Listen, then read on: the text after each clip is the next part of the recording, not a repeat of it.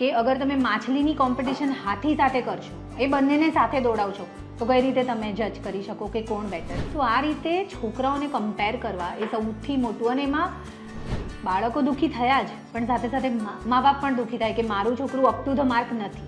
કે આંખ બંધ કરે, આમ ટચ કરે ને કહી દે કે આ ગ્રીન કલર છે, કે આ કલર છે, અને વાંચી શકે. આ બધું જ્યારે કરવા માંડે ને, તો મને અંદર એક ક્યુરિયોસિટી થતી હતી કે આ કેવી રીતે પોસિબલ છે. અને જ્યારે આ મલેશિયન કંપનીનો કોર્સ મેં વધારે ડિટેલમાં સ્ટડી કર્યો, ત્યારે ખબર પડી કે ભાઈ આપણું જ મેડિટેશન, આપણી જ મ્યુઝિક થેરપી બધું ઇન્ડિયાના જ હતું.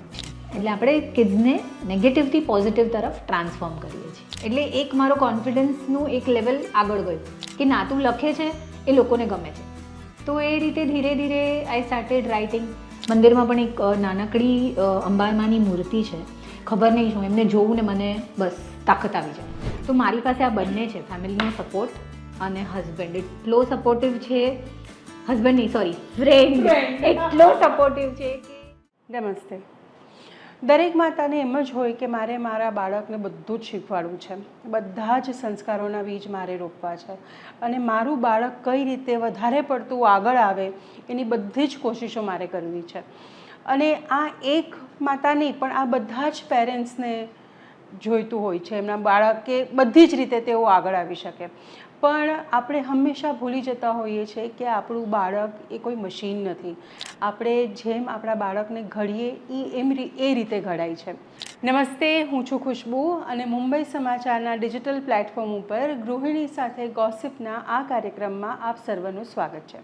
આજે આપણે એવી એક ગૃહિણીને મળવાના છીએ કે તેમની વાઇબ્રન્ટ કિડ્સ એકેડેમી નામની એક એકેડેમી છે કે જ્યાં તેઓ ખાસ બાળકોમાં ફોકસ, ડેવલપમેન્ટ, કોન્ફિડન્ટ કઈ રીતે લાવવો એની પર તેઓ કામ કરે છે. સાથે સાથે ઘર પણ સંભાળે છે, એમની આ એકેડેમી પણ સંભાળે છે, અને આ બધામાંથી સમય ચોરીને પોતાનું મનગમતું કામ એટલે કે નાટકો લખવા, નાટકોને ડિરેક્ટ કરવા અને નાટકોમાં કામ પણ કરવું. તો આજે આપણે મળીએ. મારી બહુ સારી મિત્ર છે, અમે સ્કૂલમાં સાથે હતા, હજી પણ સાથે જ છીએ. તો આપણે વેલકમ કરીએ મલ્ટી ટેલેન્ટેડ પૂજા ગડાને. Hi Pooja, we welcome you on the show. Thank you Khushbu, અને થેન્ક યુ મુંબઈ સમાચાર. ખુશ્બુ ફ્રેન્ડ છે એટલે એને તો મોટું થેન્ક યુ બને જ છે, પણ સાથે સાથે મુંબઈ સમાચારને પણ થેન્ક યુ કે અમારા જેવા ગૃહિણીને આવું સરસ પ્લેટફોર્મ આપે છે. પૂજા, સૌથી પહેલાં તો અત્યારે બધા 10th 12thના બધા રિઝલ્ટ્સ આવી રહ્યા છે, અને બાળકો કરતાં એમ જોયું છે કે પેરેન્ટ્સમાં વધારે કોમ્પિટિશન હોય કે મારું બાળક કઈ રીતે આગળ આવે. તો આપણે પેરેન્ટ્સના માઇન્ડસેટને કેવી રીતે ચેન્જ કરી શકાય? ઇટ્સ વેરી ડિફિકલ્ટ, કારણ કે બધા જ માતા પિતાને જોઈતું હોય કે મારું બાળક બધી જ રીતે આગળ આવે, પણ એમાં બાળક પણ હેરાન થતું હોય છે. તો first step is always parents. તો આપણે પેરેન્ટ્સથી શરૂઆત કરીએ અને પછી આપણે બાળકો પર આવીએ. તો એની માટે શું કહેવું છે?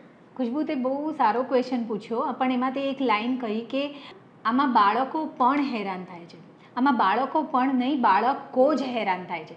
કારણ કે શું છે, જે આ દોડ લગાડી છે, જે આ રેસ લગાડી છે, એમાં મેં ક્યારેક વાંચ્યું હતું કે આલ્બર્ટ આઇન્સ્ટાઈન કહે છે કે અગર તમે માછલીની કોમ્પિટિશન હાથી સાથે કરશો, એ બંનેને સાથે દોડાવશો, તો કઈ રીતે તમે જજ કરી શકો કે કોણ બેટર. એક છે પાણીમાંનું અને એક છે જમીન પરનું. તો આ રીતે છોકરાઓને કમ્પેર કરવા એ સૌથી મોટું. અને એમાં બાળકો દુઃખી થયા જ, પણ સાથે સાથે મા બાપ પણ દુઃખી થાય કે મારું છોકરું અપ ટુ ધ માર્ક નથી. એટલે આ રેસમાં મારા હિસાબે તો પડવું જ ન જોઈએ. અને જ્યારે તમે પડો છો તો તમારું ટાઈમ, મની અને એનર્જી ત્રણ વેસ્ટ કરો છો, અને સાથે સાથે તમારો બાળકો સાથેનો સંબંધ. એટલે બાળકને ક્યાંક ને ક્યાંક એક ઇન્ફિરિયારિટી કોમ્પ્લેક્સ આવી જાય કે ઓલું બાળક મારા કરતાં બેટર છે, અથવા મારા મા બાપના એક્સપેક્ટેશન પ્રમાણે હું કામ નથી કરી શકતો. તો મારા હિસાબે આ હોવું જ ન જોઈએ, પણ અનફોર્ચ્યુનેટલી આજે બધે જ એ રેટ રેસ ચાલે છે, જે ટાળવી બહુ અશક્ય છે, પણ મારી પાસે મોકલાવો તો કદાચ હું સમજાવી દઉં.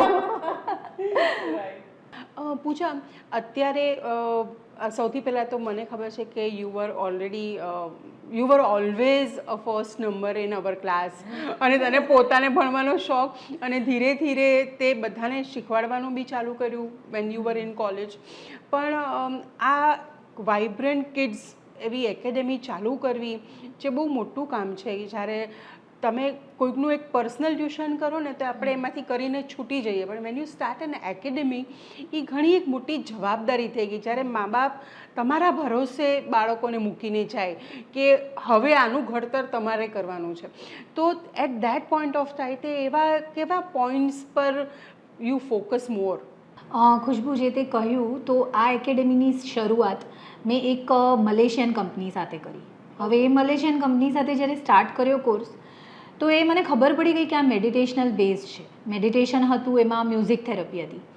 પછી હું એના વિશે ભણતી ગઈ, કારણ કે મને થયું કે આ થાય છે કઈ રીતે. જ્યારે બાળકો આંખ બંધ કરીને તને બધું જ કહી શકે, આંખ બંધ કરે, આમ ટચ કરે ને કહી દે કે આ ગ્રીન કલર છે, કે આ કલર છે, અને વાંચી શકે, આ બધું જ્યારે કરવા માંડે ને તો મને અંદર એક ક્યુરિયોસિટી થતી હતી કે આ કેવી રીતે પોસિબલ છે.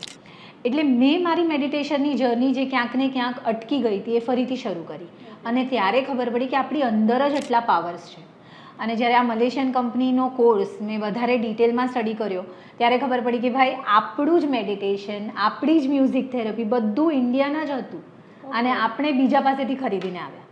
સો લગભગ 8 મહિનામાં મેં એ લોકો સાથે કોન્ટ્રાક્ટ જે બી હતો એ પૂરો કર્યો, અને સાથે સાથે મેં મારું ભણવાનું અને આ વિશેનું મારું નોલેજ વધારવાનું સ્ટાર્ટ કર્યું એસ વ્યાસા યુનિવર્સિટીમાંથી.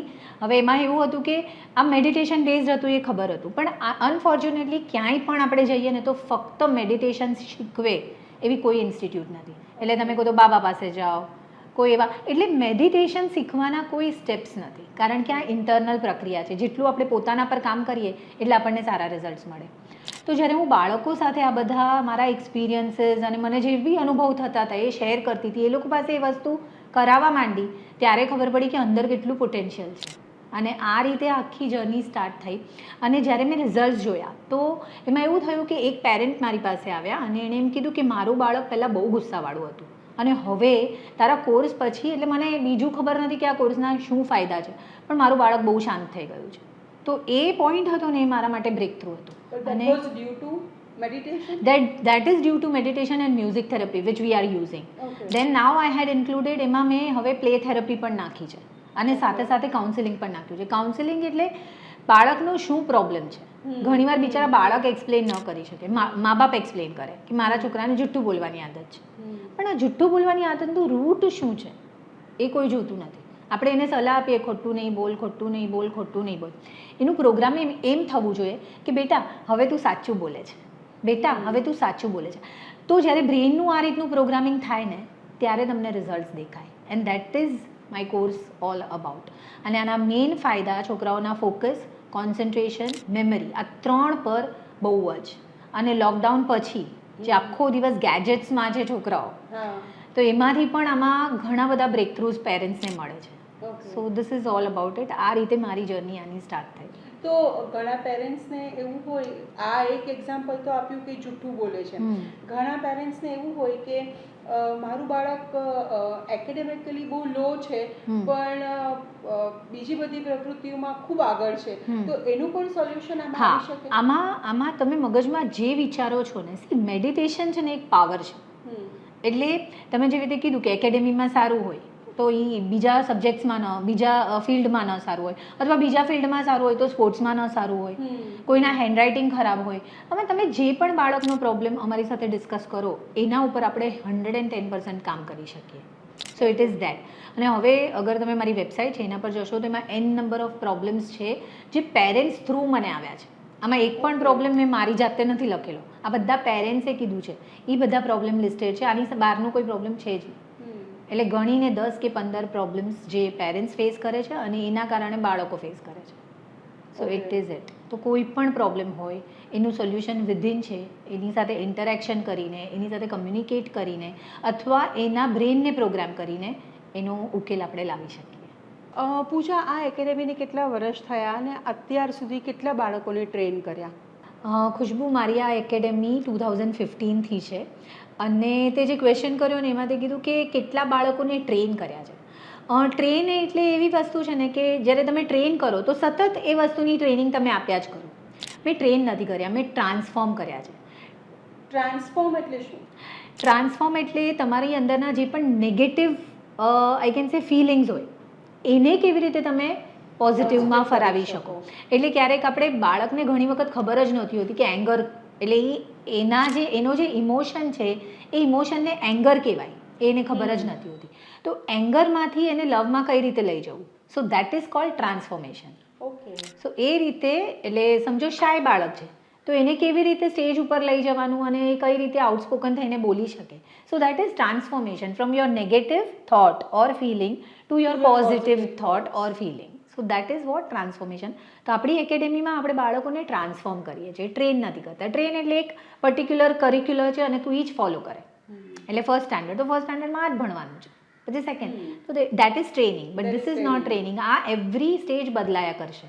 એટલે જ્યારે બાળક નાનું હશે ત્યારે એ સમજ્યું કે આ એંગર છે, પછી થોડુંક મોટું થશે તો એને કેવી રીતે એંગર એનું ડેવલપ થયું અથવા ઘટ્યું, તો દેટ ઇઝ કોલ્ડ ટ્રાન્સફોર્મેશન. એટલે આપણે કિડ્સને નેગેટિવથી પોઝિટિવ તરફ ટ્રાન્સફોર્મ કરીએ છીએ. પૂજા, તારા લગ્નને 20-22 વર્ષ થઈ ગયા હશે અને યુ આર ગુજરાતી અને મેરિડ ટુ કચ્છી, તો લગ્ન પછી બધું કેવી રીતે એડજસ્ટ કર્યું ને સાથે કામ બી કરવું હોય, બિકોઝ આપણે બધા પહેલેથી જ એમ્બિશિયસ હતા અને વી always wanted to do something, અને ઘરમાં બેસવાનું તો ક્યારેય વિચાર્યું જ નહોતું, આઈ એમ શ્યોર અબાઉટ ઇટ.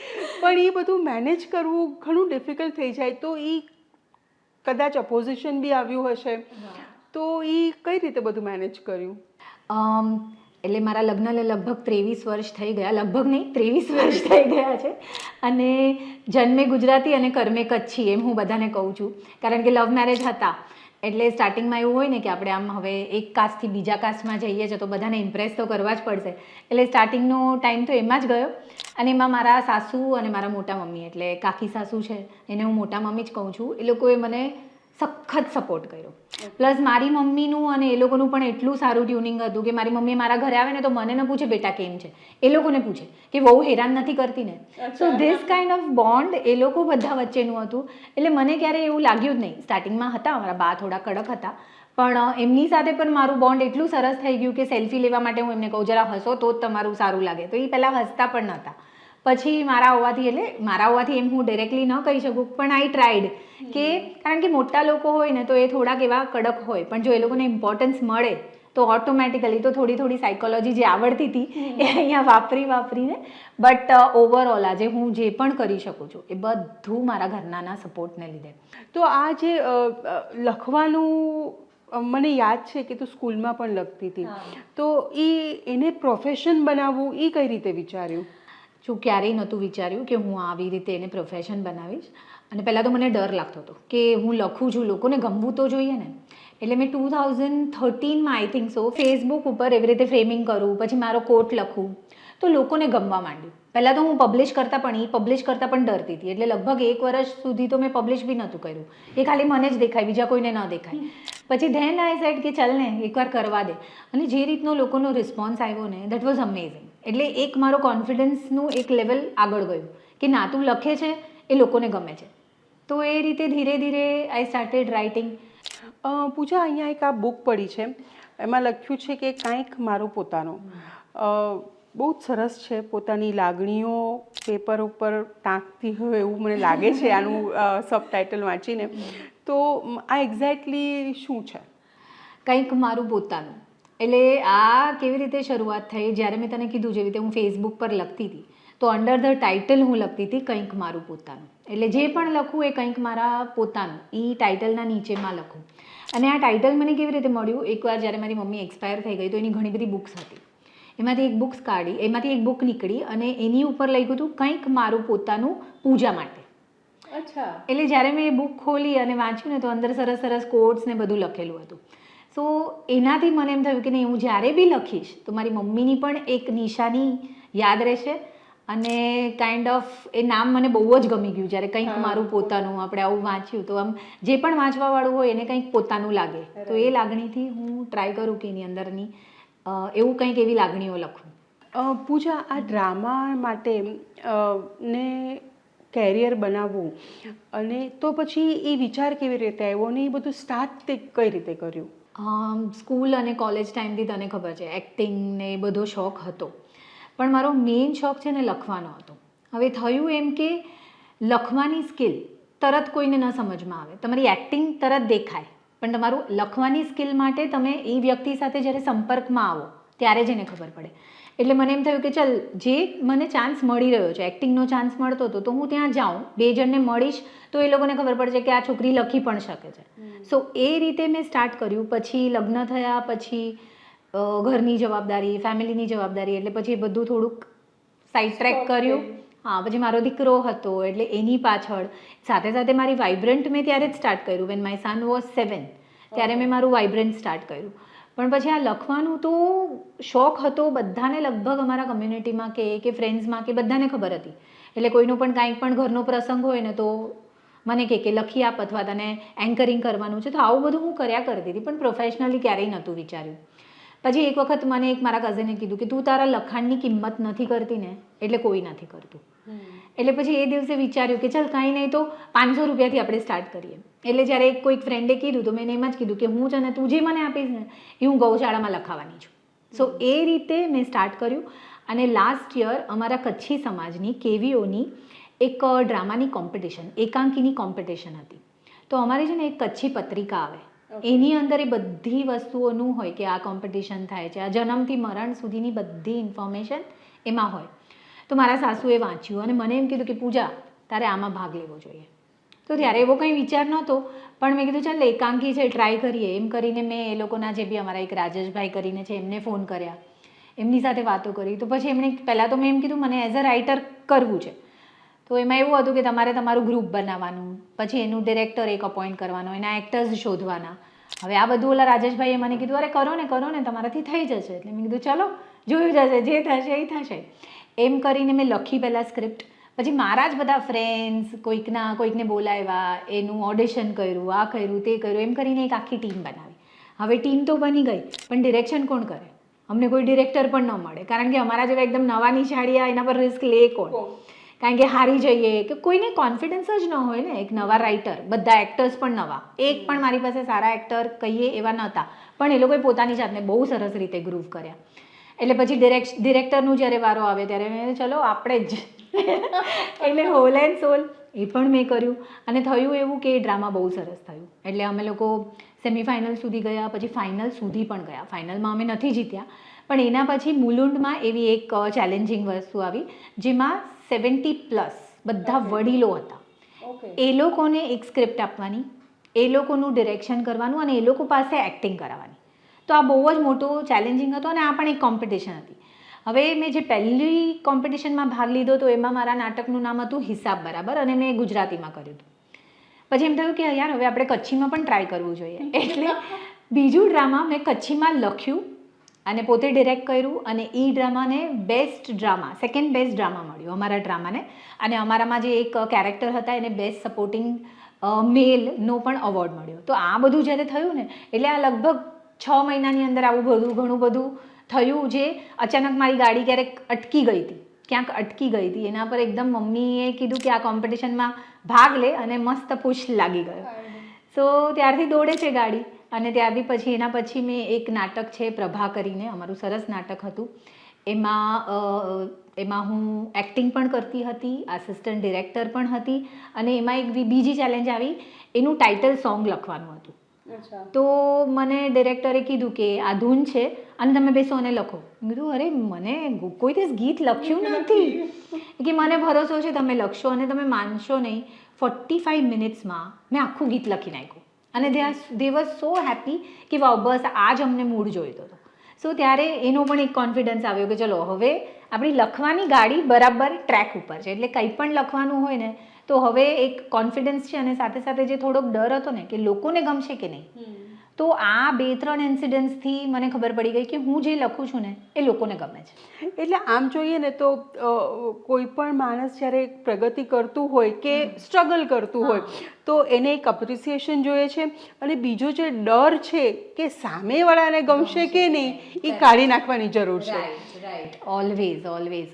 એટલે અત્યારે આપણે ઇન્ટરવ્યૂ પણ કરી રહ્યા છે ને, તો તું પહેલાં આવવાની હતી ને તો આમ હતું કેવી રીતે કરીશ this is like something new no. એટલે આવી રીતે આપણે કોઈકને ઇન્ટરવ્યૂ આપ્યા હોય કે ચલો તમે મને રેકોર્ડ કરીને મોકલાવી દો, but that is all together different thing.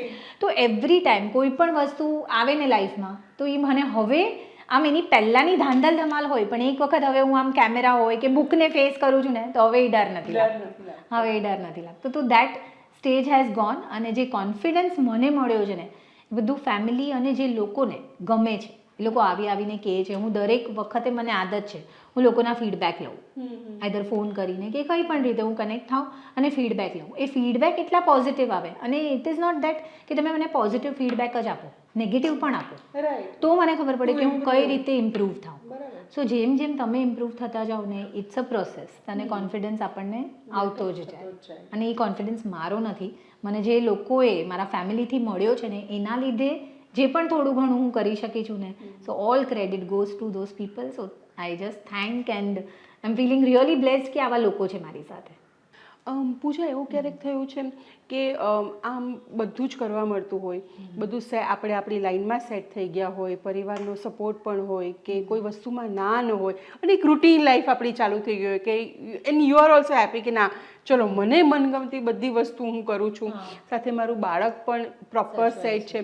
પણ ક્યારેક છે ને એવો એક પોઈન્ટ આવે જ્યારે આપણે પણ એકદમ ડિમોટિવેટ થઈ જઈએ, પડી ભાંગીએ કે હવે હું આગળ શું કરીશ, બધું જ છે મારી પાસે પણ કશું જ નથી, એવી પણ ફિલિંગ આવતી હોય. તો એમાં how did you manage? Demotivate તો નહીં કહું, પણ હા એવો લાઈફમાં 2 વખત એવા ઇન્સિડન્ટ્સ આવ્યા. ફર્સ્ટ 2011માં જ્યારે મેં આઈ લોસ્ટ માય મધર. એકદમ ડ્રાસ્ટિક મારા માટે હતું, કારણ કે મારી મમ્મી મારી બેસ્ટ ફ્રેન્ડ હતી. મમ્મી હતી ત્યાં સુધી મને કોઈ ફ્રેન્ડ્સની જરૂર નથી પડતી. એટલે કંઈ પણ શેરિંગ હોય કે તો એક આખો કહીએ ને એક ફેઝ આવ્યો જ્યાં આખો ખાલીપો થઈ ગયો. અને પછી પપ્પા હતા. 2018માં લોકડાઉનની જસ્ટ પહેલાં પપ્પા એક્સપાયર થઈ ગયા. એટલે હવે એ જે એક કહીએ ને કોઈ પણ એક ગૃહિણી હોય કે કોઈ પણ એક સ્ત્રી હોય ને એના મનમાં એક ડર આવી જાય, ભલે આપણું ઘર આપણું છે જ, અહીંયાથી આપણે ક્યાંય નથી જવાના, પણ અહીંયા કંઈ થયું તો હવે હું ક્યાં જઈશ. તો આ વસ્તુ એક વખત આવી હતી મગજમાં, અને એને કારણે હું થોડી પડી તો ભાંગી ન કહેવાઉં, બટ અગેન મારા અહીંયાના ફેમિલીનો મને બહુ જ સારો સપોર્ટ હતો. અને સાથે સાથે છે ને મને મમ્મી અને પપ્પા 2 વસ્તુ આપી ગયા. મમ્મી મને એની લખવાની આર્ટ, અને જે પણ આજે હું એક્ટિંગમાં જે પણ થોડું બહુ કરું છું એ બધું મમ્મીના લીધે. અને બીજું મારા પપ્પા મને પેશન્સ આપી ગયા. આ બંને વસ્તુ, મારી ટેલેન્ટ અને મારી પેશન્સ, આ બંને વસ્તુથી મને લાગે છે કે હવે કોઈ પણ બેટલ આવશે ને તો I think I M prepared. આઈ નો ભગવાન આવા કોન્ફિડન્સને વધારે ચેલેન્જ કરે, પણ હવે મમ્મી પપ્પા ગયા પછી આનાથી મોટી ચેલેન્જ મને નથી લાગતી કે લાઈફમાં કોઈ પણ આવશે. તો આવો એક ફેઝ આવ્યો હતો ત્યારે જરાક આમ ખાલીપા જેવું પણ થયું હતું. પણ ત્યારે અગેન ફેમિલી હતી અને સાથે સાથે મારું વાંચન અને મારો ધર્મ. કારણ કે ત્યારે એમ થયું કે આટલો બધો ધર્મ, હું પહેલેથી ધાર્મિક છું, મમ્મી મારી વૈષ્ણવ અને પપ્પા જૈન, એટલે બંનેનું કોમ્બિનેશન. ત્યાં તપાગત જૈન હતા, અહીંયા આવીને અચલગત જૈન, એટલે એમાં પણ થોડો બહુ ફરક હતો. એટલે એમ કહે ને કે મને ધર્મનું ઘણું એવું નોલેજ હતું. અમારા ઘરમાં પર્યુષણ પણ મનાવાય અને સાથે સાથે એમાં ગણપતિ આવે ને તો અમારા ઘરમાં ગણપતિની પણ સ્થાપના થાય. એટલે આ ટાઈપનું એક હતું. તો ત્યારે છે ને આ બધા જેટલા પણ નેગેટિવ્સ આવ્યા, જેટલા પણ ડાઉનફોલ આવ્યો મમ્મી અને પપ્પાના ગયા પછી, તો એમાં મને મારા ભગવાને અને મારી શ્રદ્ધાએ સખત હેલ્પ કરી. સો દેટ ઇઝ ઇટ. કે એટલે આઈ ડોન્ટ સે કે પણ ભગવાન છે કે નહીં એ મને ખબર નથી, આત્મા છે કે નહીં એ મને ખબર નથી, પણ દેર ઇઝ સમ પાવર જે આપણને સતત આપણને હેલ્પ કરે છે. એટલે મારા મંદિરમાં પણ એક નાનકડી અંબામાની મૂર્તિ છે, ખબર નહીં શું એમને જોવું ને મને બસ તાકાત આવી જાય.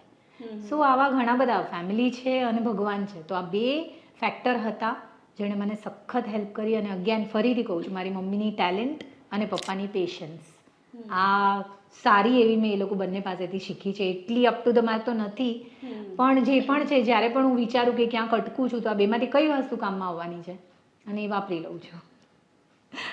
અચ્છા, હવે આ બધામાં જ આ બધું જ જ્યારે કરવું હોય ને ત્યારે ઘરનાનો તો સાથ હોય જ, પણ આપણા હસબન્ડનો સાથ હોવો પણ એટલો જ જરૂરી છે. કારણ કે એક સફળ સ્ત્રી પાસે પાછળ એક પુરુષ છે, એ આપણે બધા કોટ બધાએ સાંભળ્યા છે, પણ એ ફેસ કરવું કે મારી પાર્ટનર મારા કરતાં ચડિયાતી હોય કે સમોવડી હોય, દેટ્સ ઓકે, પણ એ એક્સેપ્ટ કરવું પણ બહુ અઘરું છે. ઘણા બહુ આસાનીથી કરી લે છે અને ઘણા સામેથી એમ કે ના યાર હું છું ને તું કર. તો how is Brijesh in that? તે બ્રિજેશની વાત કરી છે ને તો મને છે ને અહીંયા એક કિસ્સો તારી સાથે શેર કરવો છે. એક વખત હું એક રિલેટિવના ઘરે ગઈ હતી. એ રિલેટિવનું નામ બોલીશ ને તો મને માર પડવાનું છે, એટલે હું નામ નથી આપતી. એમના ઘરે ગઈ હતી તો સવારથી મેં એ રિલેટિવને જોયા. એમના હસબન્ડ બહાર ગયા એટલે ઓફિસ ગયા, તો હજી તો ઓફિસ પહોંચ્યા નહીં હોય એમણે ફોન કર્યો, પહોંચી ગયો. પછી હજી તો થોડુંક ટાઈમ થયો હશે એટલે જમી લીધું. પછી થોડીક વાર રહીને તે આરામ કર્યો, તારા કામ પત્યા, તું ક્યારે નીકળે છે, આ બધું જોયું ને તો મને એમ એકદમ ટેન્શન થઈ ગયું કે યાર હું તો બ્રિજેશને આવું કંઈ પૂછતી જ નથી. એટલે બીજે દિવસે સવારે ઉઠી ગયો. મને કે હા હું તૈયાર થઈ ગયો છું, હું નીકળું છું. અચ્છા કેવી રીતે નીકળે છે, તું કાર લઈને જાય છે, ડ્રાઈવર છે કે નહીં, આવું બધું. એટલે આમ દિવસમાં 3-4 મેં ફોન ઠોકી દીધા. એટલે રાત્રે એનો ફોન આવ્યો કે પૂજા ક્યાં હુઆ હે. અમે લોકો જનરલી કોલેજના ફ્રેન્ડ્સ છીએ ને તો અમે લોકો હિન્દીમાં વાત કરીએ. મને કે ક્યાં હુઆ હે, મેં કીધું ક્યાં હુઆ હે. તો મને કે तो इतने सारे क्वेश्चन सुबह से मुझे पूछ रही है.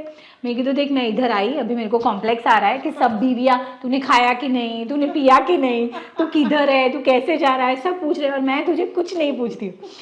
एंड देट टाइम એણે જે મને આન્સર આપ્યો ને કે પૂજા આપણે ફ્રેન્ડ્સ બનીને રહેવું છે કે હસબન્ડ વાઈફ બનીને રહેવું છે. તો માય આન્સર વોઝ કે ના, ફ્રેન્ડ્સ જ આપણે બરાબર છે. આ બધું મારાથી થવાનું જ નહીં, મારાથી થશે નહીં અને હું કરીશ તો એનાથી ડાયજેસ્ટ નહીં થાય. એટલે લગ્ન થયા પછી બધા આપ બોલાવે ને કે તમે તો મેં એને તમે કરીને બોલાવ્યો તો અહીંયા જુએ છે, આ કોને બોલાવે છે. તો અમારા લોકોનું રિલેશન છે ને પહેલેથી એકદમ ફ્રેન્ડ જેવું જ રહ્યું છે. મારો દીકરો આવ્યો, મારો નીવ આવ્યો, પછી અમે આમ એક વખત મા બાપની રીતે ઝઘડ્યા અને એનો ફાયદો મારો દીકરો ઉપાડવા માંડ્યો કે આ બે ઝઘડે છે એમાં મારો ફાયદો. એટલે એ મોમેન્ટ પર ડિસાઇડ કર્યું કે અરે હમ ये क्या कर रहे हैं, हम मम्मी पापा भी नहीं, हमको फ्रेंड्स ही रहना है. અને એ જે એ દિવસે જે અમારું ડિસિઝન હતું એ આજ સુધી અમે ફોલો કરીએ છીએ. હવે તે કીધું કે છોકરી આગળ, વાઈફ આગળ જાય અથવા સમોવડી હોય કે એ જે ઈગોનું ફેક્ટર છે ને એ કોઈ ફ્રેન્ડ્સમાં ન હોય, એ ફ્રેન્ડ્સમાં હોય જ નહીં. અને સેકન્ડલી હું છે ને સ્ક્રીન ઉપર દેખાઉં અને એ છે ને પાછળથી ડિરેક્ટ કરે ને એ ડિરેક્ટર છે. એટલે હું મારી લાઈફમાં જે પણ પ્રગતિ કરી રહી છું અથવા આજે મેં વાઇબ્રન્ટ ઊભું કર્યું, બ્રિજેશના ફાઇનાન્સ વગર કદાચ હું એ ઊભું ન કરી શકી. જ્યારે હું આ લખું છું ત્યારે ઘણીવાર જેવી રીતે મમ્મી અને પપ્પા એક્સપાયર થઈ ગયા, એક એવો ટાઈમ આવ્યો જ્યારે હું બહુ નેગેટિવ થઈ ગઈ. ત્યારે એ હતો જેણે મને સમજાવ્યું કે તારું પોટેન્શિયલ તો જો, તું કઈ વસ્તુમાં ઘૂસી રહી છે, છોડી દે આ બધું અને તારી જે ટેલેન્ટ છે એના ઉપર કામ કર. સો ઓલવેઝ એણે મને એક એઝ અ ફ્રેન્ડ ઓલવેઝ એણે મને બૂસ્ટ કરી છે એમ કહું તો ચાલે.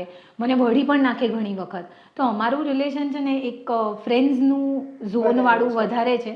અને અમે બે હજી પણ મને લાગતું નથી કે અમે એકબીજાને as a husband wife accept કરીએ. એટલે એવી બધી વસ્તુઓ જ નથી અમારામાં. અમે ઘણા હસબન્ડ વાઈફને, ઘણા પેરેન્ટ્સને જોયા છે એકબીજાના ફોન ચેક કરે, આનો પાસવર્ડ મને નથી ખબર, એના ઉપરના ઝઘડા.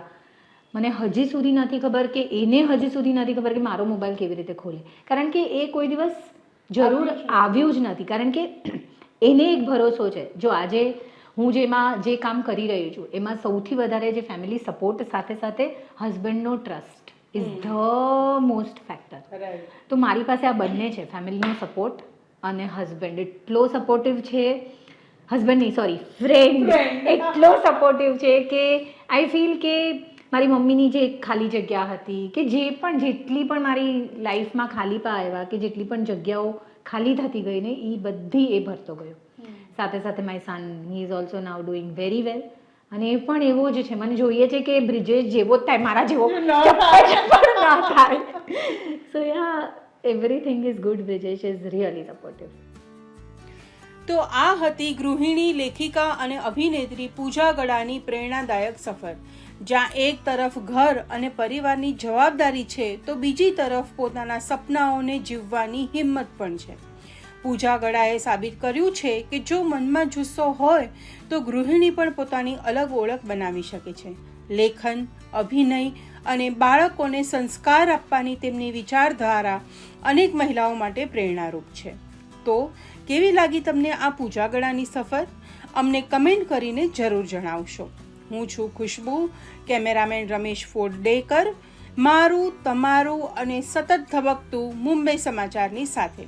આવી જ બધી સ્ટોરી માટે અમને લાઈક અને સબસ્ક્રાઈબ કરો.